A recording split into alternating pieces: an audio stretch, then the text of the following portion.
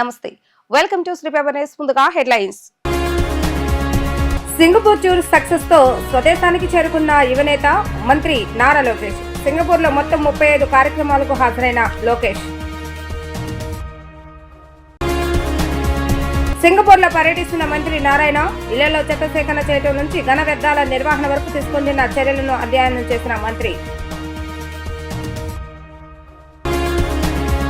ఇబ్రహీంపట్నంలో పలు ముంపు ప్రాంతాలను పర్యటించిన కలెక్టర్ లక్ష్మీషా. నది పరివాహక ప్రాంతాల్లో నివాసం ఉంటున్న ప్రజలను అప్రమత్తం చేయాలని అధికారులకు ఆదేశం.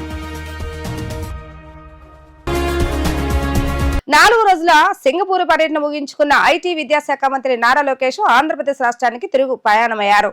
రాష్ట్రానికి పెట్టుబడులు సాధనే లక్ష్యంగా ఈ పర్యటన సాగింది. రాష్ట్రానికి పెట్టుబడుల సాధనే లక్ష్యంగా ఈ పర్యటన సాగిన ఐటీ విద్యాశాఖ మంత్రి నారా లోకేష్ పర్యటన నేటితో ముగిసింది. 4 రోజుల సింగపూర్ పర్యటన ముగించుకున్న లోకేష్ ఆంధ్రప్రదేశ్ రాష్ట్రానికి తిరుగు పయనమయ్యారు. సింగపూర్ ప్రభుత్వ పెద్దలు, పారిశ్రామికవేత్తల నుంచి మంచి స్పందన లభించింది. సింగపూర్ లో సీఎం చంద్రబాబు నాయుడు విడిగా మరికొన్ని కార్యక్రమాలు నారా లోకేష్ పాల్గొన్నారు. మొత్తం 35 కార్యక్రమాలకు వారు హాజరయ్యారు. సింగపూర్ లో ఏపీ పురపాలక మంత్రి నారాయణ పర్యటన కొనసాగుతుంది. ఇళ్లలో చెత్త సేకరణ చేయడం నుంచి ఘన వ్యర్థాల నిర్వహణ వరకు తీసుకుంటున్న చర్యలను మంత్రి అధ్యయనం చేశారు. సింగపూర్ లో ఏపీ పురపాలక మంత్రి నారాయణ పర్యటన కొనసాగుతుంది. ఆ దేశంలో ఘన వ్యర్థాల నిర్వహణపై నారాయణ అధ్యయనం చేస్తున్నారు. చెత్త సేకరణ వాహనాలు, స్వీపింగ్ మెషిన్లను మంత్రి నారాయణ సిఆర్డీఏ కమిషనర్ కన్నాబాబు పరిశీలించారు. సింగపూర్ అధికారులు ఘన వ్యర్థాల నిర్వహణపై వివరించారు.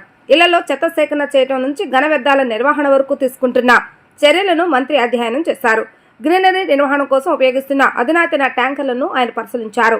మధ్యాహ్నం సింగపూర్ లో వేస్ట్ ఎనర్జీ ప్లాంట్ ను మంత్రి పరిశీలిస్తున్నారు. ఏపీలో ఘన వ్యర్థాల నిర్వహణ కోసం వేస్ట్ ఎనర్జీ ప్లాంట్ ను ప్రభుత్వం ఏర్పాటు చేస్తుంది. సింగపూర్ తరహాలో ఇళ్ల వద్ద నుంచి చెత్త సేకరణ చేసే విధంగా దానిపై ఏపీ ప్రభుత్వం ఆసక్తిగా ఉంది. And that is in the eastern part of Singapore. So in total, we are cleaning about 300 kilometers of coast. So that contract also includes the cleaning of, like Mak Misang say, the beaches, the pavement, the parks. For example, many of them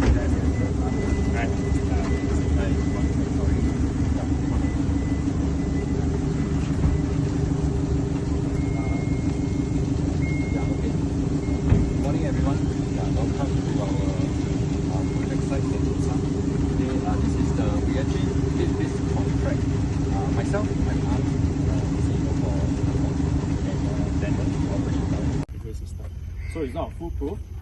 It still depends a lot on the culture of the resident, ensuring that they're educated enough to actually know how to dispose of their refuse in a proper way before it actually works. So I think it sums up what we have in Singapore in terms of municipal cleaning.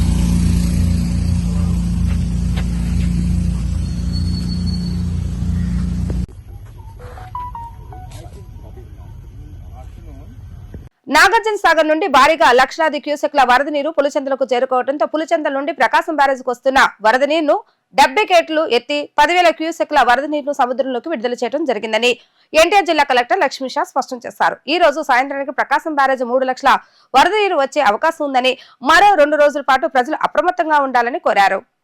NTR జిల్లా ఇబ్రహీంపట్నం మండలం పరిధిలోని పలు ప్రాంతాలను ఈ రోజు ఉదయం ఎన్టీఆర్ జిల్లా collector వివిధ శాఖల అధికారులతో కలిసి వరద ప్రాంతాలను పరిశీలించారు.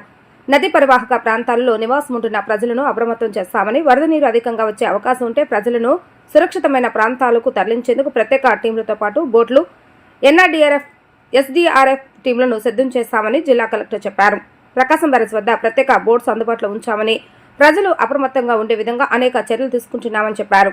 ఇబ్రహీంపట్నం మండలం చిన్నలంక, పెద్దలంక గ్రామాల్లో నివాసం ఉంటున్న ప్రజలను అప్రమత్తం చేస్తామని తెలిపారు. నిరంతరం సమీక్ష చేస్తూ ప్రజల వరద బారిన పడకుండా అవసరమైన చర్యలు తీసుకునేందుకు ఎన్టీఆర్ జిల్లా అధికార యంత్రాంగం సర్వం సిద్ధంగా ఉందని కలెక్టర్ పేర్కొన్నారు. ప్రకాశం బ్యారేజ్ కి దాదాపు 2.5 లక్షల క్యూసెక్స్ వాటర్ పులిచింతలించి రావడం జరిగింది. దీంట్లో భాగంగా ఈ లోలేయింగ్ ఏరియాస్ అలాగే రైపేరియన్ విలేజెస్ అయితే ఉన్నాయో రివర్ పక్కన ఉన్న విలేజెస్ అన్నిటికీ అలర్ట్ పెట్టి ఉన్నాము. అన్ని చోట అధికారులు అప్రమత్తంగా ఉన్నారు. ఈవెన్ ఎస్డీఆర్ఎఫ్ టీం కూడా ఎక్కడికక్కడ సంసిద్ధంగా ఉన్నారు. ఎక్కడ ఏమి ఇబ్బంది కలగకుండా పబ్లిక్ కి అవేర్నెస్ క్రియేట్ చేయడం జరిగింది.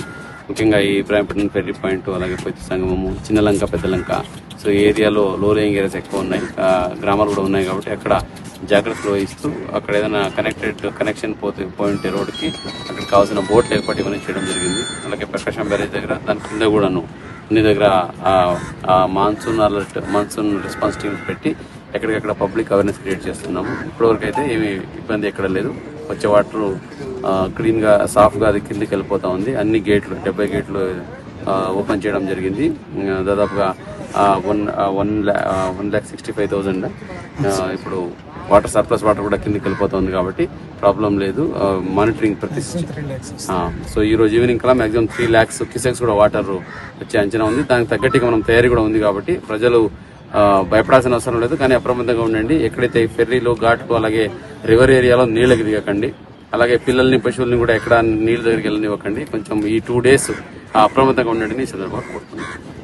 మానవ అక్రమ రవాణాపై అప్రమత్తంగా ఉండి గ్రామీణ ప్రజలను కూడా చైతన్యపరచాలని రాష్ట్ర మహిళా commission chairperson doctor Rayapati Sailaja విద్యార్థులకు పిలుపునిచ్చారు. ప్రభుత్వం ఎన్ని ప్రయత్నాలు చేసి నియంత్రించాలని చూసినా ప్రజల్లో సరైన అవగాహన లేకపోతే అక్రమ రవాణాను నియంత్రించడం చాలా కష్టమని అన్నారు. మచిలీపట్నంలోని కృష్ణా విశ్వవిద్యాలయంలో జరిగిన ప్రపంచ మానవ అక్రమ రవాణా వ్యతిరేక దినోత్సవం సందర్భంగా ఏర్పాటు చేసిన అవగాహన కార్యక్రమంలో రాష్ట్ర మహిళా చైర్పర్సన్ ముఖ్య అతిథిగా పాల్గొని ప్రసంగించారు. ఈ సందర్భంగా చైర్పర్సన్ మాట్లాడుతూ మానవ అక్రమ రవాణా ఒక వ్యవస్థీకృత నేరమని, దీనిపై అందరూ అవగాహన పెంపొందించుకొని ఈ దోపిడిని అంతం చేయవలసిన అవసరం ఎంతైనా ఉందని అన్నారు. ఏదైనా సంఘటన జరిగాక స్పందించడం కంటే ముందుగానే దాన్ని గుర్తించి తెలుసుకుని జాగ్రత్త పడితే చాలా మంచిదని అన్నారు. చదువు పూర్తి చేసుకుని కళాశాల నుండి బయటకు వచ్చాక తెలియని వారు మన చుట్టూ ఉంటూ ఎలా ఏం చేస్తారో తెలియదని అన్నారు. అమ్మాయిలు, మహిళలే కాదు యువకులు, వలస కూలీలు కూడా అక్రమ రవాణా బారిన పడుతున్నారని అన్నారు. సమాజంలో కేవలం లైంగిక అవసరాలకే కాదు మానవ అవయవాలు కూడా అక్రమ రవాణా జరుగుతుందని, ముఖ్యంగా గ్రామాల్లో ఎక్కువగా ఇటువంటి మానవ అక్రమ రవాణా జరుగుతుందని అన్నారు. తల్లిదండ్రులు ఎవరో ఒకరు మాత్రమే ఉండటం, దుర్బల కుటుంబాలు అక్రమ రవాణాకు గురవుతుంటారని అన్నారు. స్మార్ట్ ఫోన్ చాటింగ్ సందేశాల ద్వారా సులభంగా డబ్బులు సంపాదించే క్రమంలో ఉద్యోగాల వేటలో ఫోన్లు వస్తుంటాయని క్లిక్ చేస్తే వారి వలలో పడే అవకాశాలు ఉంటాయన్నారు. ఉద్యోగాల పేరుతో ఇంటర్వ్యూలకు రమ్మంటారు. ఒకసారి వారి యొక్క ఊబిలో చిక్కుకుంటే తిరిగి బయటకు రావడం చాలా కష్టమని అన్నారు. ఆన్లైన్లో స్నేహాలు, ఫోటోలు, వీడియోలు పంచుకోవడంతోనే సమస్య మొదలవుతుందని అన్నారు. సాంకేతిక నైపుణ్యం బాగా తెలిసిన వారే ఇటువంటి నేరాలకు పాల్పడుతుంటారని ఆమె తెలిపారు.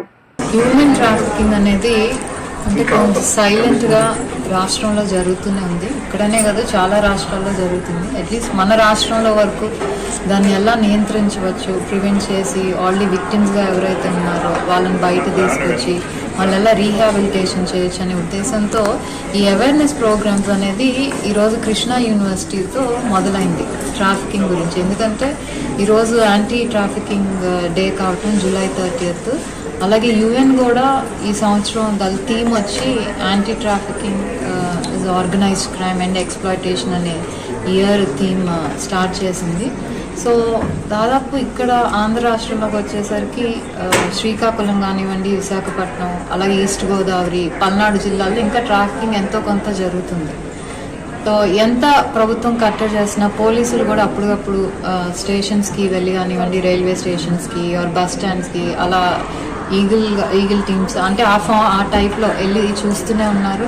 ఎక్కడైతే వాళ్ళకి ఇన్ఫర్మేషన్ వస్తుందో ఇలా జరుగుతుంది అక్కడికి వెళ్ళి కూడా రైడ్ చేయటం ఎఫర్ట్స్ పెట్టి చాలా చేస్తున్నారు, కానీ ఇంకా జరుగుతుంది. సో మనం వీటి మీద అవేర్నెస్ ఎస్పెషల్లీ ఎందుకంటే వల్నరబుల్ ఏజ్ ఆడపిల్లలు కాబట్టి టీమ్స్లో ఉన్నవాళ్ళు, చదువుకునే వాళ్ళు ఆర్ విలేజెస్ నుంచి వచ్చే ఆడపిల్లలు దర్ మోర్ ఇలాంటి వాటికి వల్నరబుల్గా ఉంటారు. సో అవేర్నెస్ సెషన్స్ ఇలా క్రియేట్ చేస్తే సో దట్ ఆడపిల్లలు జాగ్రత్తగా ఉండి ఆ ఊబిలో పడిపోకుండా ఉండటం కోసం అనేది అవేర్నెస్ సెషన్స్ అనేది ఈరోజు ఇక్కడ కృష్ణా యూనివర్సిటీలో జరగటమైంది. ప్రకాశం బ్యారేజీకి గంటకు వరద ఉధృతి పెరుగుతుంది. మొదటి ప్రమాద హెచ్చరిక దిశగా కృష్ణమ్మ పరవళ్లు దొక్కుతుంది. 15 గేట్లను 7 అడుగుల మేర 55 గేట్లను 6 అడుగుల మేర అధికారులు ఎత్తారు. లోతట్టు ప్రాంత ప్రజలను అధికారులు ఎప్పటికప్పుడు హెచ్చరికలు జారీ చేస్తున్నారు. ప్రకాశం బ్యారేజ్ వద్ద వరద ఉధృతిపై మరింత సమాచారాన్ని మా ప్రతినిధి లిఖిత అందజేస్తారు. ప్రకాశం బ్యారేజ్ కు గంటకు కూడా వరద ఉధృతి పెరుగుతుంది. ఈ నేపథ్యంలో ఇప్పటికే 3 లక్షల క్యూసెక్లు వస్తాయని కూడా అంచనా వేస్తున్నారు. ఎప్పటికప్పుడు కూడా కలెక్టర్ లక్ష్మీ షా కూడా ఎప్పటికప్పుడు అధికారులు అప్రమత్తం చేస్తున్నారు. ప్రస్తుతం మనం విజువల్స్ లో చూసుకోవచ్చు. ఏదైతే మొదట ప్రమాద హెచ్చరిక జారీ చేసే విధంగా కూడా కృష్ణా బ్యారేజ్ కు వాటర్ అనేది వస్తున్నాయి. ఈ నేపథ్యంలో ఇప్పటికే 15 గేట్లు 7 అడుగుల మేర, అదేవిధంగా 55 గేట్లు 6 అడుగుల మేర కూడా అధికారులు ఎత్తారు. మొత్తం ఇన్ఫ్లో వచ్చేసి 2,72,000 క్యూసెట్లుగా ఉన్నాయి. అదేవిధంగా సముద్రంలోకి 2,60,875 క్యూసెట్లు కూడా విడుదల చేస్తున్నారు. కృష్ణా తూర్పు కాలువలో ఇప్పటికే 187 క్యూసెట్ నీళ్లు కూడా విడుదల చేసిన పరిస్థితి మనం చూస్తున్నాం. అదేవిధంగా ఎప్పటికప్పుడు లోతట్టు ప్రాంతాలన్నీ కూడా జలమయమవుతున్నాయి. ఎప్పటికప్పుడు అధికారులను కూడా అప్రమత్తం చేస్తున్నారు కలెక్టర్ లక్ష్మీషా.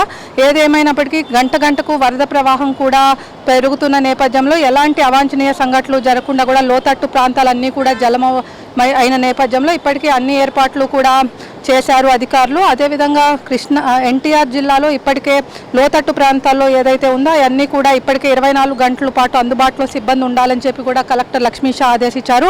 కృష్ణానది వరద నేపథ్యంలో ఇప్పటికే కంట్రోల్ రూమ్ కూడా ఏర్పాటు చేశారు. ఒక కంట్రోల్ రూమ్కు ఒక నెంబర్ కూడా ఇచ్చి 24 గంటలు కూడా ఏదైతే అధికారులు ఉన్నారో వాళ్ళందరూ కూడా ఉంటారని చెప్పి కూడా తక్షణం స్పందించే క్షేత్రస్థాయిలో కూడా ఇప్పటికే కలెక్టర్ లక్ష్మీషా ఏదైతే ఉందో అటు ఇబ్రహీంపట్నం దగ్గర కాలువ వాటిని కూడా పరిశీలించారు. ఈ నేపథ్యంలో ఎలాంటి అవాంఛనీయ సంఘటనలు జరగకుండా కూడా అధికారులు అప్రమత్తమయ్యారు. ఈ నేపథ్యంలో మొత్తం మీద మొదటి ప్రమాద హెచ్చరిక జారీ చేసే విధంగా కూడా ప్రకాశం బ్యారేజ్ వద్ద వాటర్ అనేది విడుదల చేస్తున్నారు. మనం చూసుకోవచ్చు ఫ్లో ఏదైతే చాలా వేగంగా కూడా వస్తుంది. పులిచింతల ప్రాజెక్ట్ నిండుకుండలా ఉంది. అదేవిధంగా నాగార్జున సాగర్ కూడా నిండుకుండ వాడటంతో ఆ వాటర్ అన్ని కూడా ప్రకాశం బ్యారేజ్కి కూడా చేరుకున్న పరిస్థితి మనం చూస్తాం. మొత్తం మీద చూసుకున్నట్లయితే ఎన్టీఆర్ జిల్లా వ్యాప్తంగా కూడా ఎన్ని అవాంఛనీయ ఏదైతే వాటర్ ఫ్లో ఎక్కువ ఉందో ఆ వాటర్ ఫ్లో అన్నిటినీ కూడా సమన్వయంగా కూడా అధికారులు అందరూ సమన్వయం చేసుకొని కూడా ఇటు ప్రజలను కూడా అప్రమత్తం చేస్తున్నారు. జాలర్లు ఎవరైతే ఉన్నారో వాళ్ళు మత్స్యకారులు ఎవరైతే ఉన్నారో వాళ్ళెవరిని కూడా వేటకు వెళ్ళొద్దు, సముద్రంలోకి ఈతకు వెళ్ళొద్దు అని కూడా కలెక్టర్ లక్ష్మీషా చెప్తున్న పరిస్థితి. మొత్తం మీద చూసుకున్నట్లయితే ఇటు ప్రస్తుతానికైతే 2,72,000 క్యూసెట్లు వాటర్ కూడా ప్రకాశం బ్యారేజ్కి చేరుకుంది. సాయంత్రానికి 3 లక్షల క్యూసెట్లు వచ్చే అంచనా కూడా వేస్తున్నారు. ఇది ఇక్కడ ఉన్న పరిస్థితి. వీడియో జర్నలిస్ట్ అఖిల్తో లిఖిత, డిజిటల్ న్యూస్, ప్రకాశం బ్యారేజ్ నుంచి. టీటీడీ కళ్యాణ మండపం ఆవరణలోని శ్రీ వెంకటేశ్వర స్వామి వారి ఆలయంలో 5 రోజులుగా జరుగుతున్న అష్టబంధన మహా సంప్రోక్షణ కుంభాభిషేక మహోత్సవాల వైభవంగా ముగిశాయి. ముగింపును పురస్కరించుకొని పూర్ణాహుతి కార్యక్రమాన్ని కనుల పండుగగా నిర్వహించారు. ఋత్వికుల వేద మంత్రోచ్చరణలు, మంగళ వాయిద్యాల నడుమ నయన మనోహరంగా సాగిన కుంభాభిషేక మహోత్సవాల పూర్ణాహుతి కార్యక్రమాలను తిలకించిన భక్తజనం పరవశించారు. పున్నమతోటలోని టీటీడీ కళ్యాణ మండపం ఆవరణలో వేంచేసి ఉన్న శ్రీ వెంకటేశ్వర స్వామి వారి ఆలయాన్ని నిర్మించి 12 సంవత్సరాలు పూర్తయిన సందర్భాన్ని పురస్కరించుకొని అష్టబంధన మహా సంప్రోక్షణ కుంభాభిషేక మహోత్సవాలు నిర్వహించారు. పంచహ్నిహ దీక్షతో చేపట్టిన ఈ ఉత్సవాలలో భాగంగా 5 రోజుల పాటు స్వామి అమ్మవార్లకు వైదిక కార్యక్రమాలను శాస్త్రోక్తంగా నిర్వహించారు. ఈ ఉత్సవాల్లో ఆఖరి రోజున మహా కుంభాభిషేకం, మహా పూర్ణాహుతి కార్యక్రమాలను శాస్త్రానుసారం నిర్వహించారు. కుంభ బింబ సమోహరణం, కళావాహనం, ప్రథమ కాలార్చన, మహా సంప్రోక్షణ, అక్షద్రోహణ, బ్రహ్మ ఘోష వంటి వైదిక కార్యక్రమాలను ఋత్వికులు శాస్త్రోక్తంగా నిర్వహించారు. వేద పండితుల మంత్రోచ్చరణలు, మంగళ వాయిద్యాలు నడుమ మహా పూర్ణాహుతి కనుల పండుగగా సాగింది. ఈ సందర్భంగా టీటీడీ సూపరింటెండెంట్ ఎం మల్లికార్జున్ మాట్లాడుతూ స్వామివారి ఆలయాన్ని స్థాపించి 12 ఏళ్లు పూర్తయిన సందర్భాన్ని పురస్కరించుకొని అష్టబంధన మహా సంప్రోక్షణ కుంభాభిషేక మహోత్సవాలు నిర్వహించామని తెలిపారు. 5 రోజుల పాటు విశేష పూజలు, హోమాలు భక్తి శ్రద్ధలతో జరిపించామని వివరించారు. మహా కుంభాభిషేక, మహా పూర్ణాహుతి అనంతరం భక్తులకు అన్నప్రసాద వితరణ చేసినట్లుగా ఆయన వివరించారు. ఈ కార్యక్రమంలో టీటీడీ అధికారులు, వేద పండితులు, గోవింద సేవా సమితి భక్తులు పాల్గొన్నారు.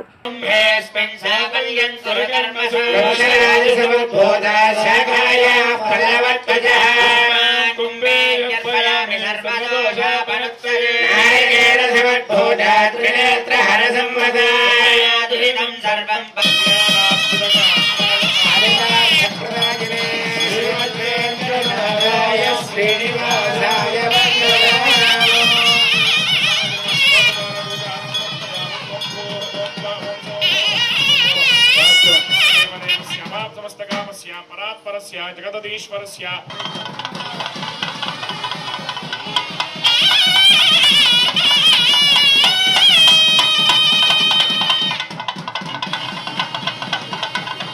स्वस्तिस्तु शक्तिमन्नो सुजं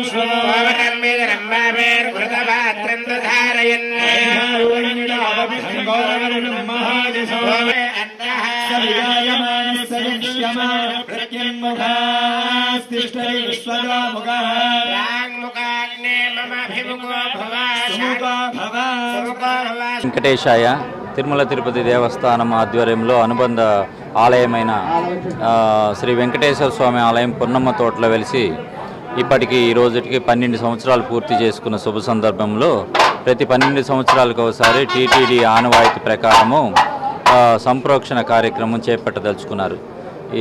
ఈ సందర్భంగా ఆగమ అడ్వైజరు పెద్దల నిర్ణయంతో ఈ నెల 26 నుంచి అంకురార్పణ చేసి ఈ 31వ తారీఖున మహాసంప్రోక్షణతో ఈ ఆలయ అష్టబంధన కార్యక్రమాలు తదితర పూజలు ప్రతిరోజు ప్రతినిత్యం ఉదయం సాయంత్రం హోమాలు జరిగాయి. ఈరోజు మహా కుంభాభిషేకం జరుగుతుంది. జరిగి శాంతి హోమంతో పూర్తి అవుతుంది. ఇవాళ 11:24 నుంచి 12:25 శుభముహూర్తంలో స్వామి తిరిగి భక్తులకు పునర్దర్శనాన్ని ఇస్తారు. ఓం నమో వెంకటేశాయ. నరేంద్ర మోడీ ఆధ్వర్యంలో రాష్ట్రాన్ని మరింత అభివృద్ధి దిశగా పరుగులు పెట్టిస్తామని రాష్ట్ర బీజేపీ అధ్యక్షుడు పివిఎన్ మాధవ్ స్పష్టం చేశారు. సత్యసాయి జిల్లా వ్యాప్తంగా ఉన్న దేవాలయాలకు పూర్వం వైభవం తీసుకొచ్చి జిల్లాను అన్ని విధాలుగా అభివృద్ధి చేస్తామని వెల్లడించారు. శ్రీ సత్యసాయి జిల్లా పుట్టపర్తిలో రాష్ట్ర బీజేపీ అధ్యక్షులు పివిఎన్ మాధవ్ పర్యటించారు. ఈ సందర్భంగా పట్టణంలోని పలు కార్యక్రమాల్లో మాధవ్ పాల్గొన్నారు. చైతన్య హోటల్లో సంఘ్ ఆర్ఎస్ఎస్ ఆధ్వర్యంలో ఏర్పాటు చేసిన యోగా కార్యక్రమంలో మాధవ్ పాల్గొన్నారు. అనంతరం ఆర్టీసీ బస్టాండ్ వద్ద గల టీ స్టాల్ ఎదురుగా బీజేపీ నేతలతో కలిసి పివిఎన్ మాధవ్ మేధావులు, స్థానికులు, కార్యకర్తలతో కలిసి చాయ్ పే కార్యక్రమంలో పాల్గొన్నారు. ఈ సందర్భంగా స్థానిక సమస్యలపై చర్చించారు. పలువురు స్థానికులు స్థానికంగా ఉన్న సమస్యలను మాధవ్ దృష్టికి తీసుకువెళ్లారు. ఈ సందర్భంగా మాధవ్ మాట్లాడుతూ ప్రపంచ ఆధ్యాత్మికమైనటువంటి కేంద్రమైన పుట్టపర్తిలో సత్యసాయిబాబా చేసిన సేవలు అమోఘమని ఆయన కొనియాడారు. ఆయన మహిమలు, ఆయన చేసిన సేవలతోనే అనంతపురంతో పాటు రాష్ట్ర వ్యాప్తంగా పుట్టపర్తికి ఒక గుర్తింపు వచ్చిందని పేర్కొన్నారు. పుట్టపర్తిని అన్ని విధాలుగా అభివృద్ధి చేసేందుకు కృషి చేస్తామని అన్నారు. అదేవిధంగా జిల్లా వ్యాప్తంగా ఉన్న దేవాలయాలకు పూర్వ వైభవం తీసుకువచ్చి అభివృద్ధి చేస్తామని అన్నారు. నరేంద్ర మోడీ ఆధ్వర్యంలో రాష్ట్రాన్ని మరింత అభివృద్ధి దిశగా పరుగులు పెట్టిస్తామని అన్నారు. ఆయనతో పాటు కార్యక్రమంలో రాష్ట్ర ఉపాధ్యక్షులు విష్ణువర్ధన్ రెడ్డి, జిల్లా అధ్యక్షులు శేఖర్, కదిరి మాజీ ఎమ్మెల్యే మిట్టా, పాదసారథి, బీజేపీ నేతలు పాల్గొన్నారు. ముఖ్యంగా పుట్టపర్తి అంటే ఒక ఆధ్యాత్మిక కేంద్రం. అనంతపురానికి అనంతమైన పేరున్నా కూడా పుట్టపర్తి వచ్చిన తర్వాత బాబా గారు ఇక్కడ ఈ ఆశ్రమాన్ని స్థాపించిన తర్వాత ప్రపంచవ్యాప్తంగా దృష్టి ఆకర్షించబడింది. ఆ విధంగా ఇది ఒక జ్ఞాన కేంద్రంగాను, ఒక శక్తి ప్రసర కేంద్రంగాను తయారైంది. ఆ సందర్భంలోనే ఇది కొత్త జయంతి కార్యక్రమం బాబా వారిది. ఆ సందర్భంలో నేను రావటం కూడా నా అదృష్టంగా భావిస్తాను. అటువంటి బాబా గారి యొక్క మహిమ, ఆయన యొక్క తేజస్సు మొత్తం ప్రపంచవ్యాప్తంగా వ్యాపించింది. ఆ విధంగా అన్ని చోట్ల కూడా అందరూ ఏ రూపంలో కూడా ఆయన కొలిసినా, ఆయన ఒక దేవుడిగా కొలిసినా, లేకపోతే సాంఘిక సంస్కృతిగా కొలిసినా, ఒక అభివృద్ధికి కారకుడు ఈ యొక్క ప్రాంతం, దాన్ని కూడా బయటకు తీసుకెళ్లాల్సిన పరిస్థితి. మన గతంలో హిందూపురం ఏదైతే పార్లమెంట్ నియోజకవర్గంలో, ఈ పార్లమెంట్లో మనకి లేపాక్షి లాంటి ఒక అద్భుత క్షేత్రం, పెనుగొండ లాంటి శ్రీకృష్ణదేవరాయల యొక్క రాజధాని, వాటికి ప్రాశస్త్యం వచ్చే విధంగా కూడా ప్రయత్నం చేస్తాం. ఇప్పటికే లేపాక్షి సంబంధించి స్వయంగా ప్రధానమంత్రి వచ్చి వెళ్ళటం జరిగింది. దాని చుట్టుపక్కల అనేక కట్టడాలు కట్టారు. మనందరి యొక్క ప్రయత్నంతో ఆ కట్టడాలు తొలగించాల్సిన అవసరం ఉంది.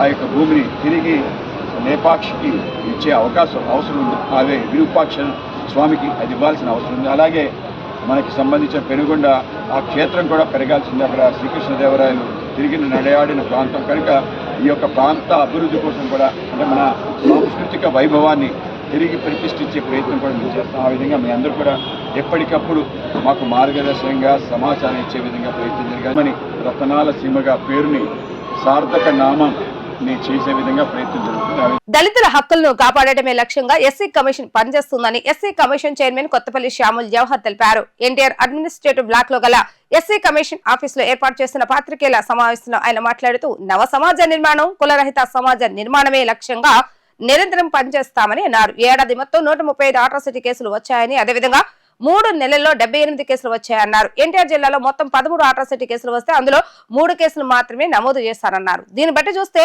అట్రాసిటీ కేసులు వచ్చినా అధికారులు వాటిని నమోదు చేయడం లేదని అన్నారు. కొంతమంది అధికారులు కేసులు నమోదు చేయడంలో నిర్లక్ష్యంగా వ్యవహరిస్తున్నారని ఆయన ఆగ్రహాన్ని వ్యక్తం చేశారు. ఈ ప్రభుత్వం చిత్తశుద్ధితో ప్రధానంగా దళితుల యొక్క హక్కులు కాపాడటం కోసం ప్రయత్నం చేయడం జరుగుతూ ఉంది. ఇక్కడ కమిషన్ చైర్మన్గా కూడా నేను అదే ప్రాసెస్లో ఉన్నా. అయితే దురదృష్టం ఏంటంటే 3 నెలల కాలంలో ఈ రాష్ట్రంలో 135 కంప్లైంట్స్ వచ్చాయి అట్రాసిటీకి సంబంధించి. నేను వచ్చిన తర్వాతే దాదాపుగా 78 వచ్చాయి. అంటే గత ప్రభుత్వంలో చేసినవి కానీ ఈ మధ్యకాలంలో జరిగినవి కానీ ఈ సంవత్సర కాలంలో జరిగినవి కానీ ఇవన్నీ బేస్ చేసుకుంటే దాదాపు 135 అట్రాసిటీస్ కేసు ఈ రాష్ట్రంలో ఉన్నాయంటే ఏ విధంగా దళితులు ఇబ్బంది పడుతూ ఉన్నారు, వాళ్ళు ఏ విధంగా ఆందోళన చెందుతూ ఉన్నారు. ఈ ప్రభుత్వ లక్ష్యం సమసమాజ నిర్మాణం, కులరహిత సమాజం నిర్మించాలనేది ఈ ప్రభుత్వ లక్ష్యం. ఆ లక్ష్యం నెరవేరకుండా కొంతమంది సైంధవుల్లాగా అడ్డుపడి వేధిస్తూ ఉన్నటువంటి పరిస్థితుల్లో వాటన్నిటిని అరికట్టాల్సిన బాధ్యత నాతో పాటు అధికారులకు కూడా ఉంది. దురదృష్టం ఏంటంటే ఎంతో ఎడ్యుకేటెడ్ జిల్లా అని చెప్పుకుంటూ ఉంటాం ఎన్టీఆర్ జిల్లా. 50 వస్తే 50లో 13 ఎన్టీఆర్ జిల్లాయే ఉన్నాయి కేసులు. ఆ 13 కూడా దురదృష్టం ఏంటంటే కేసులు కూడా కడతలేదు అధికారులు. ఎవరైనా సరే ఫిర్యాదుదారుడు వచ్చినప్పుడు ఆ ఫిర్యాదుదారుడు ఇచ్చినటువంటి ఫిర్యాదును స్వీకరించి ఎఫ్ఐఆర్ చేసి దాని మీద ఎంక్వైరీ చేసుకొని ఆ విచారణలో లోపాలుంటే అది వేరు. కానీ అసలు ఎఫ్ఐఆరే కట్టకుండా పూర్తి సాధ్యవేత ధోరణితో ఐపీఎస్ల దగ్గర నుంచి కింది స్థాయి అధికారుల వరకు కొంతమంది బిహేవ్ చేస్తూ ఉన్నారు. దాన్ని సరి చేసుకోమని వాళ్ళకి మనవి చేస్తూ ఉన్నాం మీడియా ద్వారా. ఎందుకంటే బాధితుడు ఎప్పుడూ కూడా మీ స్టేషన్కి వచ్చి మీకు కంప్లైంట్ ఇచ్చాడంటే వాడు ఖచ్చితంగా బాధతో ఉన్నవాడే మాత్రమే బాధితుడు అవుతాడు. అంతే తప్ప ఏదో చేయాలని ఏదో చెందాలని రారు. కొన్ని 1-2 ఉండొచ్చు, లేకపోతే ఎక్కువ మీరు అనుకున్నట్టు లేకపోతే మీరు చెప్పినట్టు వాటికి యాక్షన్ టేకెన్ రిపోర్ట్ అనేది రావాలి. దాంతోపాటు డీటెయిల్డ్ రిపోర్ట్ కూడా ఎవరు ఇవ్వట్లే. వీళ్ళు ఏంటంటే క్యాజువల్గా చైర్మన్ అంటే లేకపోతే కమిషన్ అంటే ఏదో క్యాజువల్ అనుకుంటున్నారు. దీనికి ఉన్నటువంటి స్టాట్యుటరీ ఏదైతే హక్కులు ఉన్నాయో హక్కులు నేను ప్రదర్శన చేయడం మొదలు పెడితే కొంతమంది అధికారులు ఇబ్బంది పడతారు. దయచేసి అధికారులకు నేను మొదటిసారి మీడియా ద్వారా చెప్తా ఉన్నా, ఏ కంప్లైంట్ వచ్చినా సరే వాళ్ళని గౌరవంగా చూడండి, ఆ కంప్లైంట్ స్వీకరించండి, కంప్లైంట్ ఎఫ్ఐఆర్ చేయండి. అదేవిధంగా కమిషన్ నుంచి వచ్చే వాటి డీటెయిల్డ్గా మీ రిపోర్ట్ ఇవ్వండి. అది ఇవ్వకుండా మేము పంపించాము ఏదో చేసామంటే అది సరికాదు. అదేవిధంగా కొంతమంది అయితే నేను రిమైండర్ పెట్టే వరకు కూడా రిప్లై ఇవ్వట్లే. రిమైండర్ పెట్టి రిప్లై అడిగి ఫోన్లు చేసి ఇవన్నీ చేయడం అనేది సరికాదు. దయచేసి దాన్ని సరి చేసుకోమని అధికారులను కోరుతా ఉన్నా. వార్తలు ముగించే ముందు హెడ్లైన్స్ మరొకసారి. సింగపూర్ టూర్ సక్సెస్ తో స్వదేశానికి చేరుకున్న యువనేత మంత్రి నారా లోకేష్. సింగపూర్ లో మొత్తం 35 కార్యక్రమాలకు హాజరైన లోకేష్. సింగపూర్ లో పర్యటిస్తున్న మంత్రి నారాయణ ఇళ్లలో చెత్త సేకరణ చేయడం నుంచి ఘన వ్యర్థాల నిర్వహణ వరకు తీసుకుంటున్న చర్యలను అధ్యయనం చేసిన మంత్రి. ఇబ్రహీంపట్నంలో పలు ముంపు ప్రాంతాలను పర్యటించిన కలెక్టర్ లక్ష్మీషా. నది పరివాహక ప్రాంతాల్లో నివాసం ఉంటున్న ప్రజలను అప్రమత్తం చేయాలని అధికారులకు ఆదేశం. ఇవి ఈ రోజు వార్తా విశేషాలు. మరలా తిరిగి ప్రసారమయ్యే వార్తలు మళ్ళీ కలుద్దాం. అంతవరకు సెలవు. నమస్కారం.